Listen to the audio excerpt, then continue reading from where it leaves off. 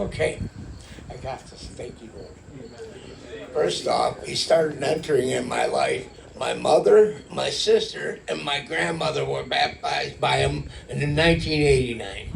And then it's just on and on from there. I mean, fast forward a few years, I find myself, I'm not actually, go back a little bit.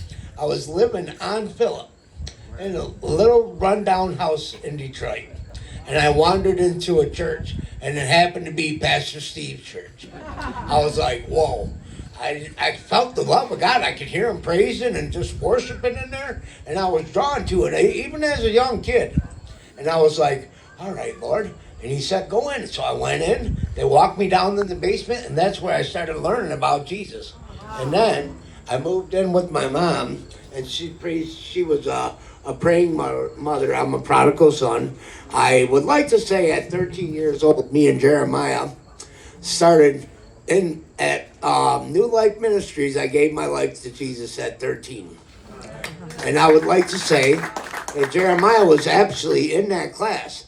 But I'd like to say that that was it. No, not this knucklehead.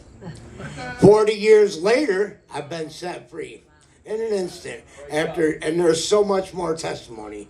But the long story short, after running with the devil, and the reality is, if you're not living for God, you're living for the devil. Don't lie to yourself. Don't self-deceive yourself. If you're not serving God all in every day, you're serving the devil.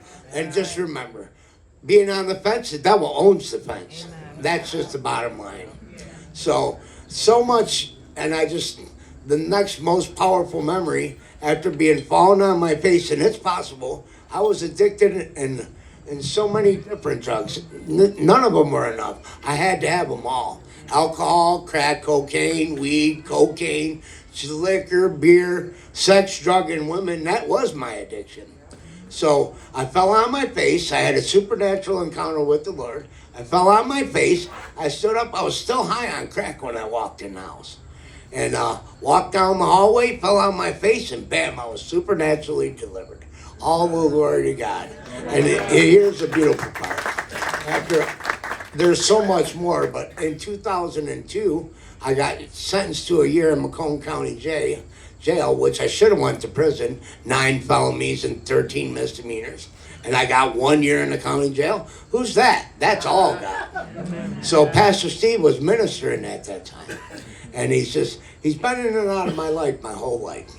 But I would go to in Macomb County Jail, they would come in and teach and preach, and I just really had a strong connection with them my whole life, in and out. And then, he was there, and this is a beautiful part of the testimony. I got sentenced to a year. I walked in.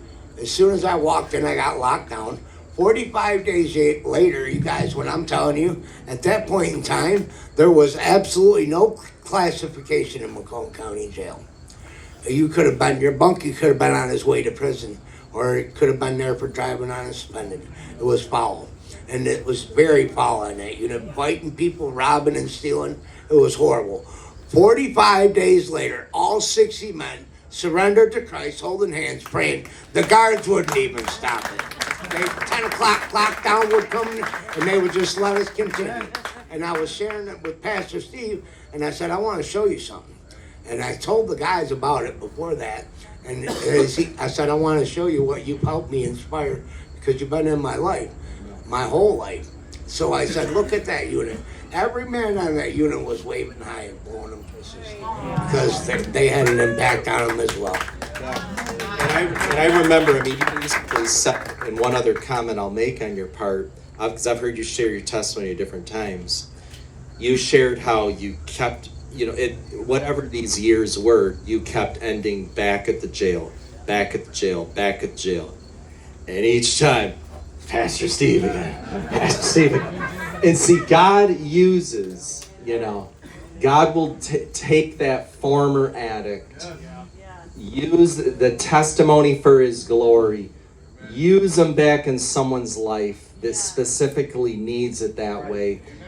This part of the population, people like Mike and these guys and others of you, there's just so many that I know really looked up to my dad 100%.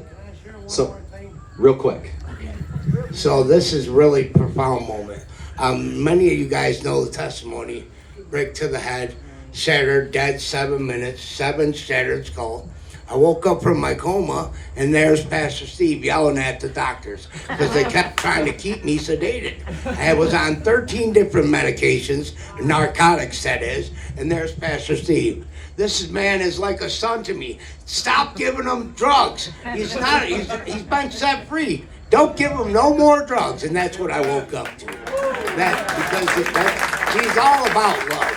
Peacemakers, everybody knows Pastor Steepers, knows that Peacemakers was foundation on the love of Christ through Pastor Steve. Thank you, Mike. Well said.